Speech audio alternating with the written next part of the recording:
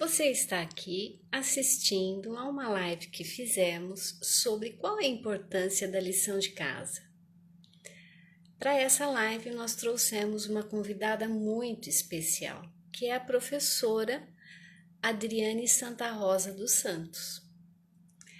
Além de mestre em educação, ela é mãe e proprietária de uma das escolas mais respeitadas de Americana. É um prazer ter vocês aqui. Wislaine, Eunice. Que bom poder contar com a presença de vocês. Agradeço imensamente todo esse prestígio. Estamos aguardando a nossa convidada.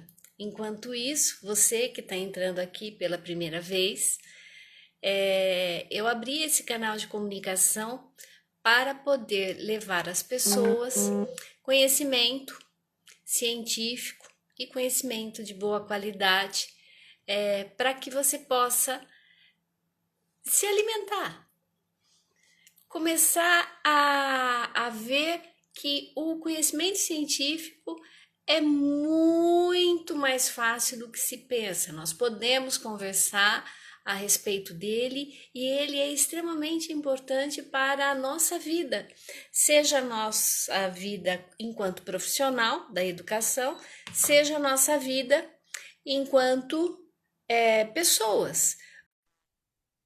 A educação, ela não acontece só na escola. A Adriane já entrou. Oi, Adriane. Oi, tudo bem?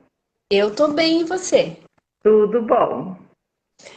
É um prazer ter você aqui nesse dia. Eu sei que você é muito ocupada, mas conseguiu um tempinho aqui para a gente poder conversar. Eu queria apresentar para as pessoas que eu tenho um imenso prazer de estar aqui com a Adriane Santa Rosa dos Santos. Ela é mãe, esposa, proprietária há 25 anos do Colégio Americana, é uma escola muito conceituada na cidade de Americana. E mais do que isso, a Adriane, além de mestre e professora de formação de professores por muitos e muitos anos, é uma amiga muito querida.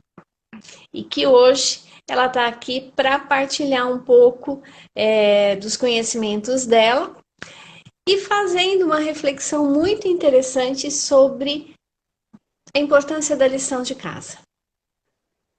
Adriane? Então, primeiro eu gostaria de agradecer, o convite. É muito gostoso poder falar com pessoas que sempre estão interessadas em conhecer, em ouvir, em discutir sobre assuntos que fazem da nossa escola um pouquinho melhor a cada dia, né? Porque ele colocou 30 anos que a gente está envolvida com educação. Nesse tempo que eu estou envolvida com educação, mais da metade dele, eu e a Maria, a gente trabalha muito junto, porque apesar de a gente profissionalmente ter um relacionamento bastante grande, a gente também tem uma amizade grande e a gente partilha de muitas ideias, e nessas conversas a gente cresce bastante, porque nessas discussões elas nos enriquecem e elas nos fazem sempre aprender um pouco mais, né? E sempre, a cada dia, a gente tem alguma coisa a acrescentar.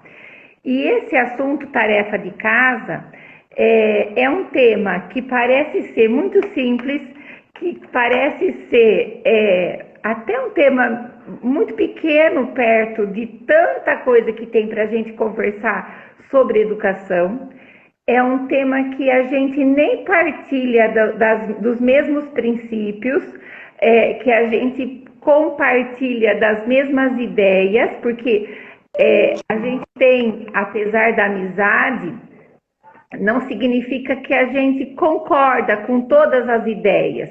E talvez por isso que a amizade e as trocas profissionais durem tanto, que quando você tem uma amizade e você tem parceiros profissionais que sempre concordam com aquilo que você fala, o crescimento às vezes nem é tão grande, porque só concorda, né? O concordar não te faz crescer, mas às vezes a discussão faz você buscar argumento para você fortalecer, abandonar ou modificar a sua ideia, né? Então é isso que te faz crescer. E a gente tem muitos pontos de divergência. E tarefa de casa, talvez, em muitos momentos da nossa carreira profissional, seja um deles. E nessa pandemia, conversar sobre tarefa de casa foi um dos pontos que a gente precisou parar para conversar, sim, o que a gente considerava em relação à tarefa de casa. E quando a Maria me fez o convite para participar de uma live, confesso para vocês que eu relutei muito e mudei o tema 1000 vezes. E a última vez que ela me falou foi assim: qual tema você quer? Eu já tinha dito para ela qual eu queria, mas ela achou que eu fosse mudar. Eu disse assim: não, tarefa de casa, né? Porque eu considero um tema importante. E aí, sem me alongar mais, eu vou dizer para vocês por quê, né? Então, o primeiro deles, né? Porque tarefa de casa Pera só um pouquinho, já vou cortar ela. Gente, é tudo verdade que ela está falando. A gente discute demais, mas demais mesmo. Mas assim, discute, cresce, algumas coisas a gente muda de opinião, outras a gente não muda de opinião, mas sempre com argumentos consistentes. A questão aí não é uma queda de braço para saber quem que tem a razão, mas de ter a liberdade de se expressar e falar assim: ó, não concordo, pode esquecer isso, mas é isso mesmo que acontece. E a gente tem mais uma parceira nessa situação, que é a Valéria Cantelli. Muitas discussões, muitas, gente, vocês não fazem ideia, muito interessante. Mas agora que você vai falar sobre tarefa de casa, sinta-se à vontade. Pronto, falei, depois eu te interrompo outra vez. Tá certo, né? Para ser mesmo um papo, né? Uma conversa descontraída e não uma aula, né? Que é essa a intenção, né? Então vamos lá. Por onde que eu gostaria de começar, né? Dizendo para vocês o quê? Que tarefa de casa, para ela ter esse valor que eu atribuo tanto, ela precisa ser considerada como uma boa situação de aprendizagem, uma ferramenta para aprender, uma estratégia, né? Ela precisa ser planejada, ela precisa ter objetivos claros. Então, não dá para ser aquela atividade que o professor não dá conta de fazer na classe e aí ele diz assim: agora vocês terminam em casa. Não, não é isso que eu estou colocando como tarefa de casa. Tarefa de casa são boas situações de aprendizagem, são ferramentas para aprender. Outro princípio, né, outra característica que eu vou colocar como características mesmo para defender essa ideia da tarefa de casa é que para aprender a gente precisa do quê? Todo mundo, independente de ser criança, adolescente, adulto, a gente precisa agir sobre o objeto que a gente quer aprender e a gente precisa de tempo, né? Agir de qualquer jeito. A criança, agir ação, pegar, morder, mexer, adulto. Pensar sobre, ouvir, argumentar sobre aquelas ideias. E eu preciso de um tempo também, um tempo para elaborar aquelas ideias. Por esses dois quesitos, ação e tempo para aprender. São dois quesitos que continuam sendo super favoráveis à defesa da tarefa de casa, porque a tarefa de casa é uma ótima oportunidade para o aluno ter tempo e outras oportunidades para agir sobre aquele objeto, sobre aquele conteúdo que ele viu na escola. Então, mais uma vez, se justifica ter a tarefa de casa, né? Adriane, e a tarefa de casa, ela é do aluno e ela precisa desafiar esse aluno? Olha, em todos os momentos ela precisa ser um instrumento de desafio. Só que existem tipos de tarefas de casa, né? E eu procurei aqui no decorrer da minha live colocar 5 características da tarefa de casa. Então, às vezes, ela vai desafiar, mas ela também vai ser uma atividade que ela vai servir talvez para consolidar alguma descoberta que ele realizou na sala de aula. Então, não só um desafio, mas ela vai servir para que ele exercite alguma coisa que ele aprendeu. Uma outra questão que a gente precisa pensar também, que nem tudo que eu faço precisa ser por prazer. Algumas coisas eu preciso fazer porque elas são necessárias, né? Precisa se construir o hábito.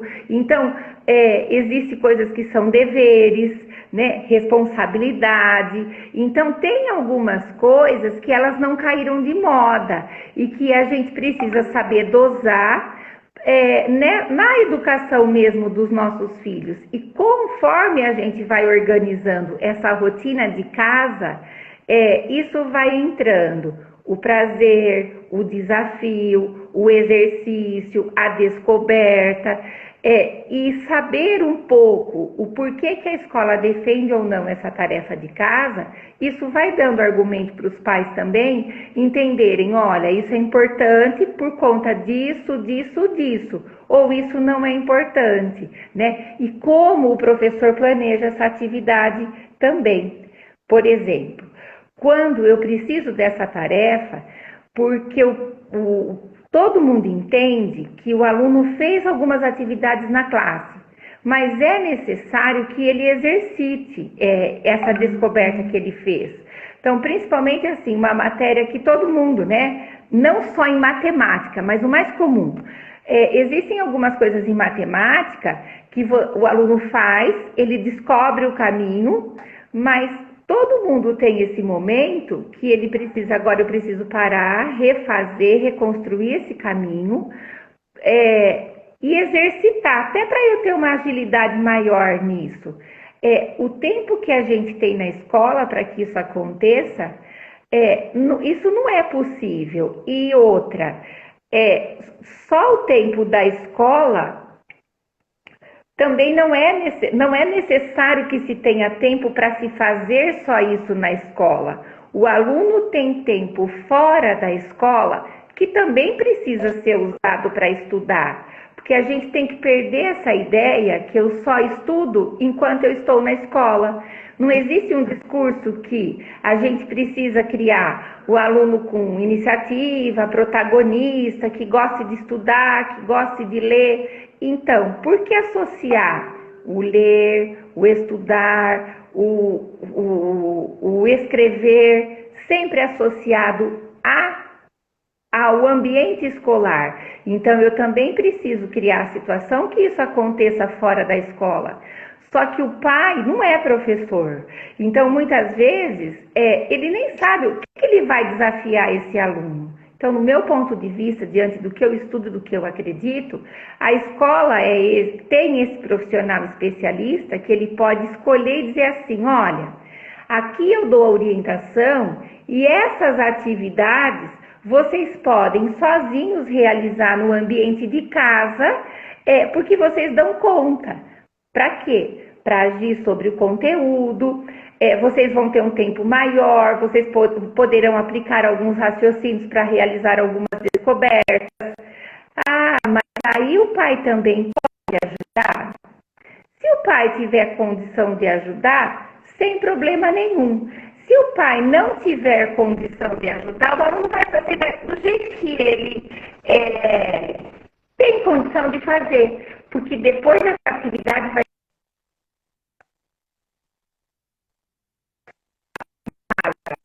ela precisa ser parte do processo de ensino e aprendizagem. Adriane, eu vou pedir para você repetir um pouquinho essa última frase porque cortou. Né? eu considero a atividade, a tarefa de casa, parte do processo ensino-aprendizagem. Então, o aluno faz em casa, depois ele leva para a escola, e isso se dá uma continuidade, né? Ela não acaba em casa e nem ela acaba na escola. É preciso se ter uma continuidade, né? Isso é uma das características. Uma outra característica do que eu considero uma boa tarefa de casa é essa orientação à leitura, né? Hoje, mais do que nunca, a gente tem, assim, N materiais para os alunos lerem, pesquisarem. Ah, mas os alunos pesquisam por natureza. Isso não é verdade. Aquele aluno que gosta de fazer isso por ele próprio, ele não precisa de escola, ele não precisa de orientação, né? Para que existem essas orientações? Na posição de professora, o que eu penso? Que o nosso trabalho é insistir e fomentar aquele aluno que não teria essa possibilidade de se tornar um pesquisador, um leitor, uma pessoa com hábito de estudo, para que ela tenha isso. Então, quando eu consigo fazer com que esse aluno que não tem esse ambiente, ele passe a ter, aí eu vejo meu trabalho frutificando, né? Então, quando a escola usa essa tarefa de casa para dizer assim, olha, faça tal pesquisa, leia determinados textos, leia esses temas, ou traga para a escola esse material já selecionado para a gente dar continuidade em algum estudo, eu novamente estou utilizando a tarefa de casa para quê? Para enriquecer alguma situação de aprendizagem que está acontecendo na escola. E diante de 1000 ofertas de leitura, de materiais que eles têm fora da escola, eu estou indicando, olha, para essa idade, eu especialista, isso aqui é bom para você ler. Isso aqui faz diferença se você souber sobre esse assunto. Só que, do mesmo jeito que a gente, quando vai pesquisar um assunto, a gente lê 13 anos, depois a gente lê aquele que interessa, e às vezes a gente nem lê no dia aquele que interessa, a gente vai ler no outro, e a gente às vezes se aprofunda em 5 outros, e só passa por cima daquele que foi pedido para a gente, a criança a mesma coisa, só que eu estou atingindo o meu objetivo, manter-se atualizado, estar por dentro de outras informações que estão acontecendo. Se esses lugares que o professor está solicitando que ele pesquise forem sites seguros, tiverem notícias importantes, olha quantas coisas que esse aluno estará aprendendo além do próprio conteúdo que foi solicitado pela escola. Então, novamente, só Adriane, tem coisa. Então, a Jéssica, ela está colocando que a partir da tarefa de casa podem surgir curiosidades e novos contextos nas aulas. Ou seja, aquilo que o aluno se interessa, o professor atento, ele pode transformar aquilo, não precisa ser num projeto, mas um tema para discussão naquele momento, para socialização, né? Não é tudo que que o aluno traz para a aula que precisa virar um negócio grande, mas aquilo que ele traz para a aula é fruto da pesquisa dele. Você não deu trabalho para ele pesquisar, então o fruto da pesquisa dele precisa ser conversado, precisa ser exposto, ele tem que ter o orgulho daquilo que ele, né, apresentou, e a gente tem, enquanto professor, deveria ter pelo menos essa sensibilidade para avaliar esse processo. E o que mais, Adriane, você poderia dar para a gente de princípio, de reflexão a respeito da tarefa de casa? E mais que isso, Maria, quando ele está pesquisando, ele também está se repertoriando, porque ele está pesquisando sobre um assunto. Às vezes, só que ele está tendo contato, como eu disse, com muitos outros, que ele nem vai comentar na escola. Só que quando ele ouvir algum outro comentário sobre um outro assunto, ele tem repertório para se posicionar, para argumentar sobre algum outro assunto que a gente nem imagina, mas que ele, em algum momento, ele leu e que ele tem alguns indícios até para começar uma nova pesquisa, uma nova busca, ou até para se posicionar diante daquele assunto. Então, isso é muito importante, né? Essa pesquisa, ela amplia a visão dos alunos, né? Um outro princípio, né? Eu queria fazer uma pergunta. E para dar a tarefa de casa, tem idade certa? Olha, o que eu considero é que não tem idade certa. O que a gente precisa é dosar o tempo que esse aluno vai ficar dedicado para aqueles trabalhos extra-sala, porque o importante é que envolva a família, né? Nessa minha live eu acabei direcionando mais para os maiores, mas não tem uma idade certa, tem um prazo que esse aluno precisa ficar mais tempo para fazer as tarefas de casa. Agora, ele também não pode ficar o tempo inteiro fazendo tarefa de casa. Isso é muito importante. Precisa ter o tempo para começar e o tempo para terminar, né?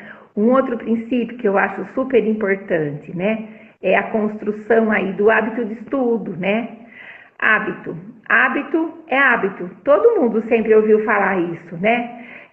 Hábito não se cria de um dia para o outro. Isso tem que ser princípio da escola. A escola defende isso.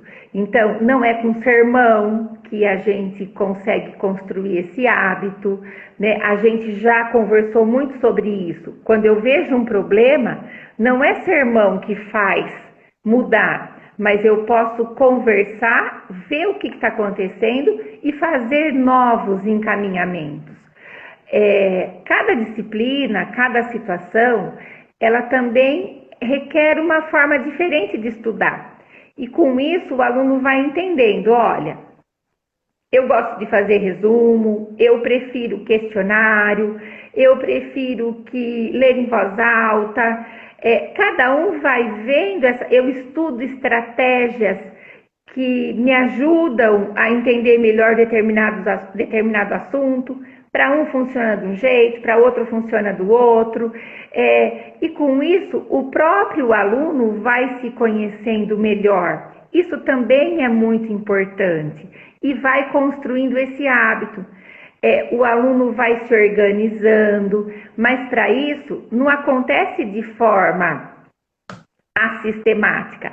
Infelizmente, em muitas escolas ou muitas pessoas acreditam que esse hábito de estudar, ele deve acontecer por meio de sermões. Vocês têm que estudar, vocês precisam estudar e de maneira assistemática. E isso é parte do que a escola precisa se comprometer. Isso deveria compor as reflexões que acontecem na escola e ajudar esse estudante se organizar para isso.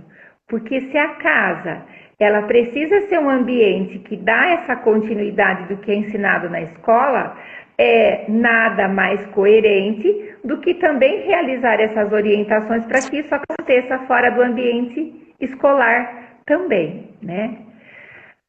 Um outro item que eu coloquei aí como importante e de destaque quando a gente fala dos hábitos de estudo é o protagonismo e a responsabilidade. Porque por mais que os pais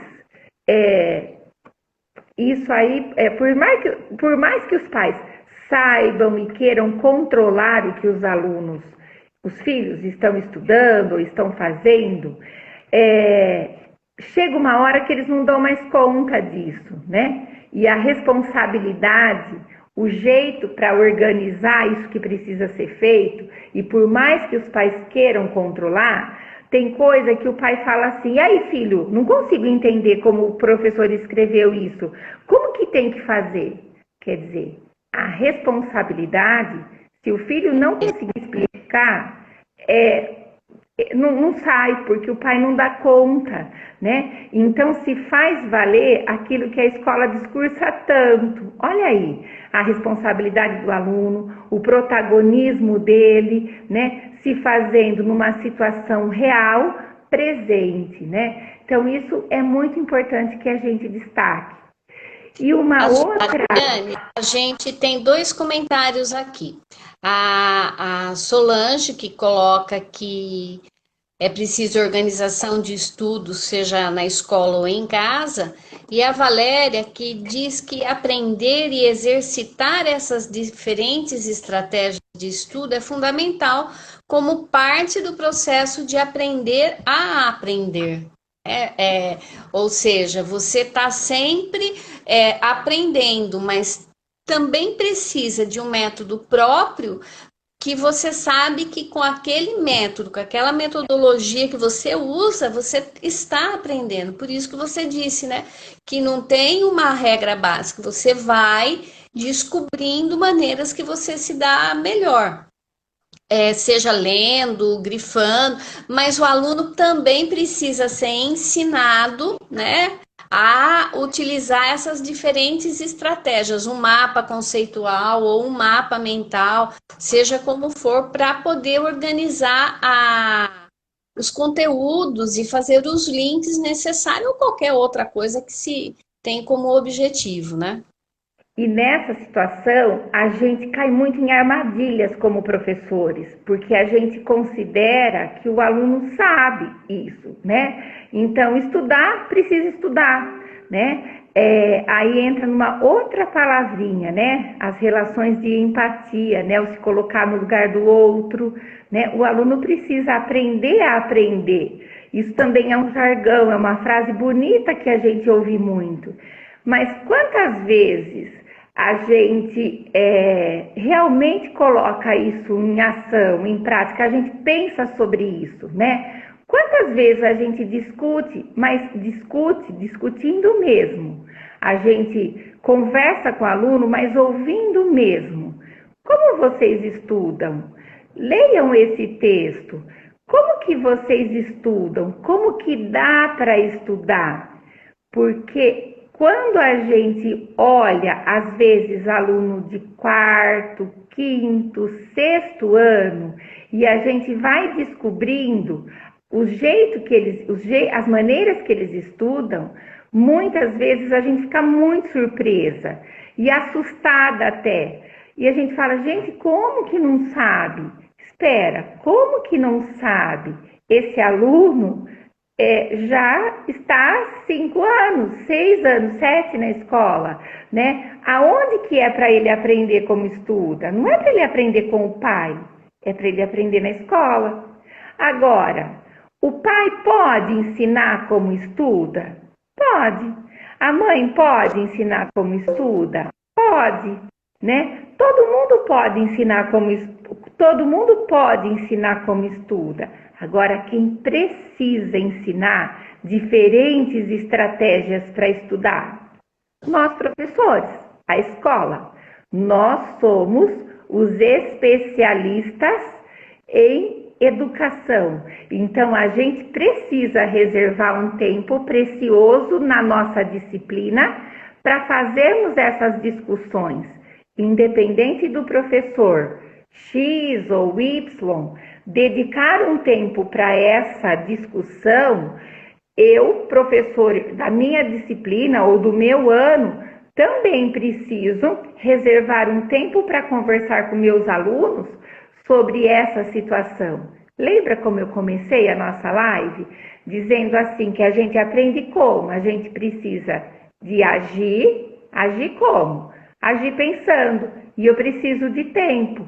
Então, se na aula de manhã eu penso sobre isso, terça-feira, como que eu estou estudando? O que está sendo bom nos meus estudos? Lá na matéria de geografia com outro professor, às vezes o jeito que ele fala, o horário que ele falou, depois de determinadas leituras que eu fiz, as conexões são outras. Quando eu tinha 7 anos, é de um jeito que eu penso, quando eu tinha 10 é de outro. um professor falando com uma voz mais grossa é de um jeito, um professor falando de uma forma mais delicada é de outro, né? Então, cada um conversando do seu jeito vai me permitindo estabelecer mais relações, né? Vai me permitindo pensar mais sobre o que é melhor para mim e me possibilitando pensar mais sobre essa necessidade desse hábito, né? E por último, não menos importante, essa possibilidade do envolvimento da tarefa com as próprias famílias e com a comunidade em geral, né? Então, como quem me conhece sabe que eu gosto muito de, ao invés de explicar conceitos teóricos, eu gosto muito de dar exemplo. Eu fiquei pensando aí numa coisa muito simples, né? Pensando aí no 6º ao 9º ano, que às vezes a gente tem conceito de história, geografia super complicado, né? Então, eu fiquei pensando, né? A tarefa de casa. Às vezes o professor não sabe como linkar um conceito difícil de geografia, de história. Pedir para os alunos, mesmo em época de pandemia, dar uma volta no bairro, na rua, com os pais, ou com o pai ou com a mãe, e anotar tudo que eles conseguem linkar com conteúdos de história, ou de geografia, ou de ciências, né? Veja, fazer essa relação. Veja, a gente está pensando nisso, nas competências da BNCC, que pede para a gente valorizar os aspectos, as competências lá, culturais, históricas, a comunicação, os argumentos, a linguagem. Depois, se eu estou pedindo para dar uma volta com os pais, eu estou mostrando para o pai, olha o que olha o que o seu filho está estudando aqui na escola. Se esse aluno precisa pensar o que ele está vendo no bairro que dá para linkar com esses conteúdos, ele vai ter que fazer um esforço. Nossa, não está dando para ver nada. O pai também vai precisar, mas filho, calma, o que você está estudando? E tentar encontrar essas conexões. Olha como que as coisas não caem do céu e vai ter que tentar fazer essa relação, né? O que é conteúdo do livro, o que é conteúdo da realidade, né? E aí leva isso para a escola, discute, o que às vezes um aluno conseguiu ver mais, outro aluno conseguiu ver menos nessa discussão. Olha essa aproximação. Se possível, dá mais uma outra volta, ou eles já são grandes, eles conseguem fazer isso de uma forma teórica, de uma forma mais abstrata. Então, olha como que eu consigo, numa simples atividade de tarefa, envolver família, envolver um estudo do meio, integrar escola, realidade, família, conteúdos que parecem tão distantes, eles ficarem muito próximos, e a partir disso que está do bairro, eu consigo ir para situações muito mais complexas, que a gente pode ver aí, desmatamento, fogo, né? Porque a gente está falando de fogo no Pantanal. Aqui em Americana, a gente teve um incêndio aí nas fábricas de Carioba, incêndios aqui em matas ciliares, em matas. Quem mora aqui em Americana pode presenciar isso essa semana, esses últimos 15 dias, em muitos lugares aqui da nossa cidade. Então, é só o professor ter essa sensibilidade que ele consegue, numa simples observação do entorno, daquilo que ele vive, ligado nas competências que a BNCC solicita que os alunos construam, nas habilidades que eles precisam desenvolver, nos conteúdos que eles precisam trabalhar no dia a dia, propor essas tarefas de casa e fazer com que elas se ampliem na escola, né? Então, por todos esses motivos, sou totalmente a favor dessas tarefas que sejam organizadas, planejadas e que só colaboram, né, para o desenvolvimento dessas aulas mais ativas, mais criativas na escola. Adriane, aqui a gente tem uma colocação da Daniele Cruz, né, que ela fala que a tarefa é uma forma de acompanhar o desenvolvimento das crianças, né? Que elas conseguem explicar a proposta, se elas conseguem realizar sozinhas, né, aquela atividade, se elas estão interpretando.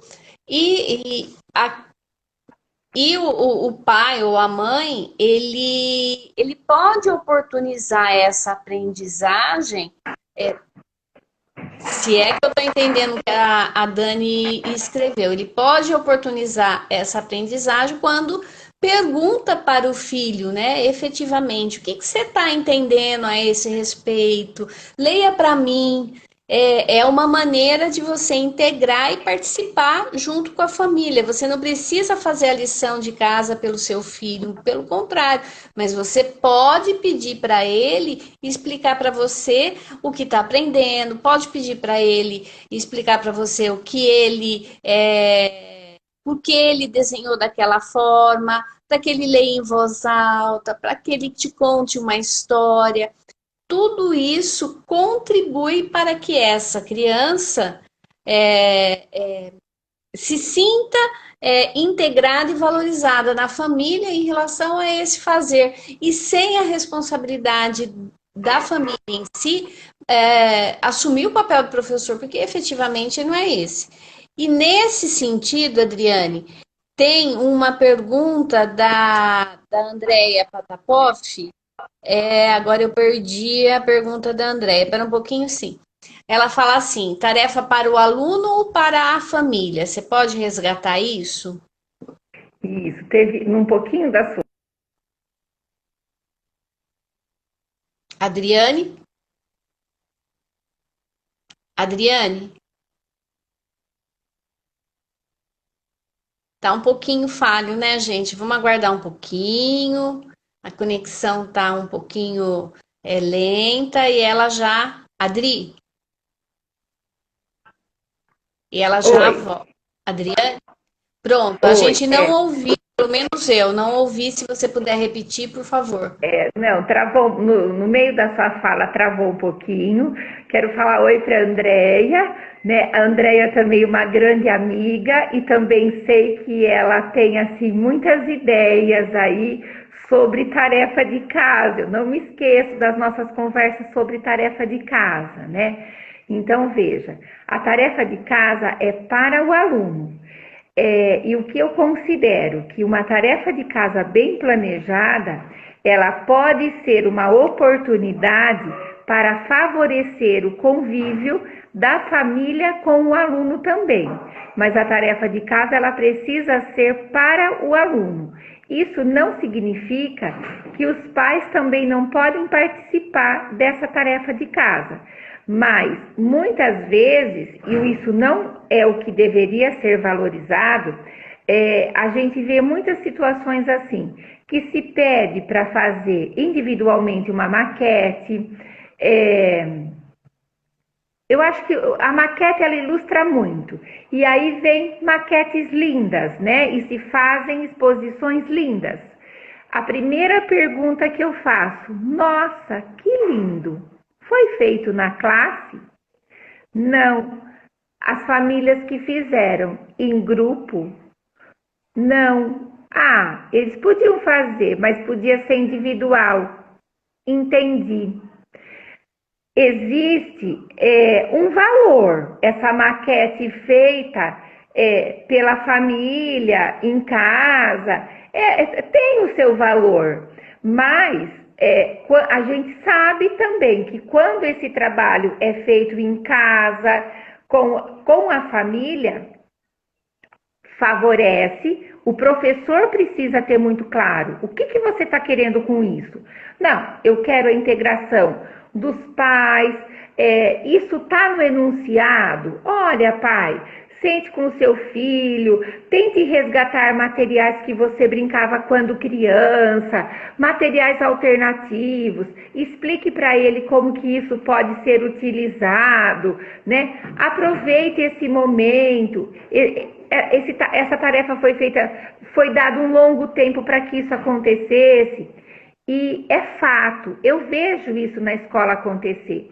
A maioria das famílias aproveitam isso de uma forma muito positiva. Mas tem algumas famílias que isso é um peso, é um tormento. E o que era para ser uma atividade super prazerosa, acaba sendo uma atividade super desgastante. Para outras famílias, elas falam assim: ah, chega, já faz isso para a gente já ficar livre disso. E para 2, 3 famílias, a criança sofre porque ela acaba não fazendo. Então, qual é o meu posicionamento? A gente precisa variar as estratégias.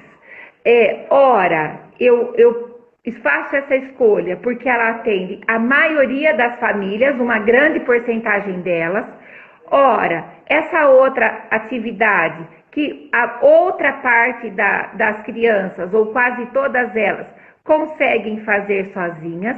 Ora, precisa da família, porque de uma forma assim, quase impossível, eu consigo propor uma atividade que eu agrade a todos, né? Mas eu preciso pensar sim, se todas as minhas atividades, ou se a grande parte delas, eu estou dando, e quem é que está fazendo é mais a família fazendo junto com a criança ou a criança sozinha, né? Isso o professor precisa ter muita consciência, porque a gente vê muito isso acontecer. Olha o que os meus alunos fizeram. Ah, sei. Seus alunos fizeram, e quando a gente vai ver, foi feito em casa e quem fez foi o pai, e aí o professor faz uma exposição e, na verdade, quem fez foi a família.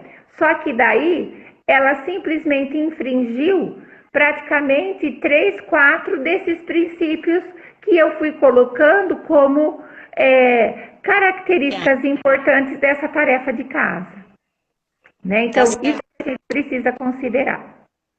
E eu acho que isso que você acabou de levantar é importante, né?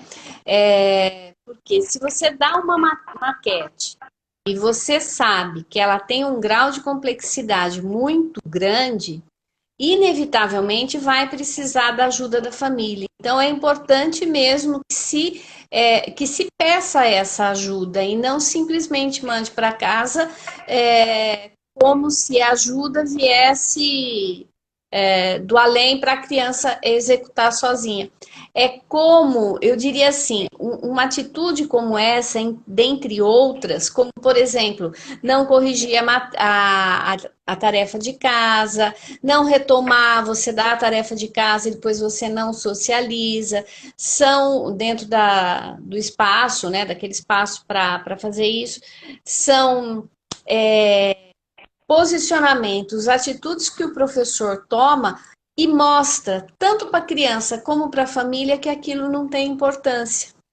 Né? São as mensagens que a gente dá a partir do nosso comportamento enquanto professor, e a criança ou a família, principalmente a criança, ela lê. Não tem importância, porque ele não passou visto, ou então ele só deu visto. O que significa só esse visto para a criança? Você explicou o que é visto para, né, para a criança? Ela sabe que quando você passa na carteira, você vista, ou quando ela vai até a sua mesa, o objetivo é verificar se você conseguiu fazer aquela atividade, se teve dificuldade, mas isso assim, sem encontrar culpados, tá, gente? São pontos para reflexão da minha organização didática, do meu trabalho didático, do meu tempo dentro da sala de aula, para valorizar aquilo que eu acho que é importante para o meu aluno. Né? E às vezes com ações como essa a gente não mostra isso. Né? Eu queria voltar um pouquinho, Adriane. A Aline comentou que, por exemplo, os alunos dela do 3º ano, eles ficaram, eles vivenciaram o estudo do meio em Carioba e depois acompanhando, né, as notícias, os noticiários da região, eles ficaram indignados com a queima da fábrica e de um patrimônio que é histórico, que representa a memória né? Então, veja, esse estudo do meio, ele foi executado, ele foi realizado numa outra estrutura por conta da pandemia, né? E essas relações foi significativo, foi como tarefa de casa, e esses links, essas relações que as crianças fazem em relação a um conteúdo que acabou tendo não só significado, né, mas assim importância para eles enquanto preservação da memória da cidade mesmo de seus antepassados.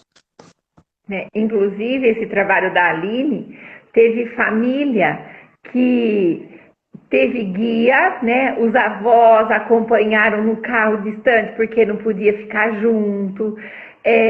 Agora, teve pais que eles levaram nos locais, né? Agora, teve família que simplesmente mostrou fotografia, teve simplesmente família que simplesmente falou. Então, depende também de quão a família dá importância ou quanto aquilo é para a família. É aí que vai variar e vai fazer a diferença na vida do aluno, o como a família também está interagindo com essas solicitações que a escola vai fazendo. Tudo isso vai repertoriando e vai ajudando a construir as ideias, os conceitos, as noções, a visão de mundo desse aluno, né? Para mais ou para menos, né? Você sabe que eu lembrei de uma tarefa, acho que foi do quarto ano. Bom, não sei que ano aí. Não sei se foi a Gabriela ou que professora que realizou. Ela pediu para a criança, com a ajuda da família, dramatizar uma situação vivenciada pelos antepassados, né? E eu me lembro que eu vi um vídeo que o pai ajudou o filho, olha o empenho da família nesse sentido, porque a gente sabe que mobiliza, mas olha a temática, você dramatizar junto com a sua família alguma situação que conte algum momento que os seus avós ou os seus bisavós vivenciaram. E aí, essa família específica, ela filmou a discussão, né, a conversa com a enxada, trabalhando na terra, né, aquele serviço bem pesado, e o pai, que seria o avô da criança, falando para o filho: eu não quero essa vida para você. Eu quero que você estude. Mas olha que coisa mais bonita de você fazer com o seu filho. A gente fala tanto da importância e do respeito que a gente tem que ter com os mais velhos e valorizar o seu trabalho. Quando você faz isso, você está resgatando os valores da sua família. Você está resgatando os valores que você acredita, né? E que a história de todos ela faz sentido para a sua vida e para o encaminhamento para suas realizações, né? De uma maneira bem ampla que eu estou falando, mas mostrando que esse significado de uma tarefa de casa que agregue, né? E que envolva a família nesses que foi desencadeado pela pergunta da nossa amiga Andréia. Aí a Valéria Cantelli coloca que toda essa diversidade de linguagem, de experiências das crianças é fundamental, né? E ter esse momento para compartilhar, para retomar, para trocar esses diversos saberes em sala de aula. Eu acho que é isso mesmo, Valéria. Isso só enriquece. E destaca uma coisa muito importante: a tarefa não pode ser automática. Bota lá no automático e cumpre porque tem que cumprir. Ela tem que ter objetivos, ela tem que ter desafios, que esse é um dos princípios que a Adriane estava colocando. né? Eu acho que vale a pena. Se vocês tiverem mais alguma dúvida, mais alguma pergunta, vocês fiquem à vontade para a gente poder fazer. Adriane, desculpa, eu acabei me alongando um pouco demais aí na fala, mas era por conta né, do contexto, né? A gente tem 10 minutos, em 10 minutos acaba o nosso tempo. E o que mais você poderia dizer para a gente a respeito dessas questões que envolvem a tarefa de casa? Não, e quando a gente começa a colocar sobre essas questões, veja, todos esses nossos exemplos são realmente situações diferentes dessas mais habituais e mais tradicionais. Porque quando nós começamos a estudar, se a gente for ler alguns artigos, alguns estudos que a gente vê o quanto essa ideia das tarefas de casa elas se modificaram, a gente vai ver que existe esse modelo mais tradicional, né? Cópia, lista de exercício, questionário. Então, essa é uma ideia antiga, muito perpetuada entre os professores, muito comuns entre os professores, que eu acho que até entre os professores de primeiro ao quinto ano, isso aí já está mais leve, já está mais solto, né? Mas é uma coisa que em escolas que já tem uma linha mais socioconstrutivista, que trabalham mais nessa linha da interação, do socioafetivo, eles já começam a enxergar que esse espaço que se valoriza a tarefa de casa, ela é um rico espaço para essa interação com a família, essa possibilidade da exploração da realidade, do meio que o aluno vive, dessas informações que a família tem, para os alunos viverem isso, organizarem essas informações e depois levarem para discutir na sala de aula, pode ser ricamente aproveitado. Mas isso é uma ideia nova, que para nós que estamos vivendo isso parece ser muito tranquilo, essa ideia de que a história é construída, que vale mais construir a ideia de tempo, de espaço, do que o conteúdo de história decorado, do que a exercitação pela própria exercitação. Isso parece que todo mundo entende, mas isso não é uma coisa tranquila não, né? Então os professores precisam pensar um pouco nessa dimensão da tarefa, que é esse espaço de interação, de recolher todo, ou de organizar esse material para levar para a escola, para depois na escola realizar essas conexões com esses conteúdos acadêmicos, para depois esse conteúdo ser devolvido para a comunidade de um outro jeito, né? Com um argumento, com uma linguagem mais formal, com uma linguagem mais organizada dentro desse espaço da escola, né? Se pensar um projeto de vida, mas a partir do que se vive em casa, das informações da escola, e aí depois eu organizo tudo isso numa outra dimensão para valorizar o meu autoconhecimento também, né, com argumentos fortes, né? Então, tudo isso eu preciso pensar. Então, não é muito simples a gente conversar e pensar como que a gente precisa considerar essa lição de casa atualmente, né? Sem perder essa característica que também ela é esse espaço para exercitar, para rever aquilo que a gente estudou, porque só dá para a gente construir alguns conceitos. Se a gente lê e não tem outro jeito, só dá para construir bons leitores. Se a gente ler textos, né, e algumas coisas precisam serem feitas desse jeito. E conforme os alunos vão crescendo, essas demandas também aumentam de leituras, de exercitação. Isso também precisa acontecer, mas dá para ser de um jeito mais mais gostoso, mais conectado com a realidade, mais organizado, mais dentro de um tempo planejado, né? E não simplesmente precisa fazer porque é regra e tem que ser feito desse jeito, né? Ser feito de um jeito consciente, né? De uma forma consciente. É É isso que eu isso acredito. Eu também. Adriane, a gente está com 5 minutos, né? Logo a gente encerra.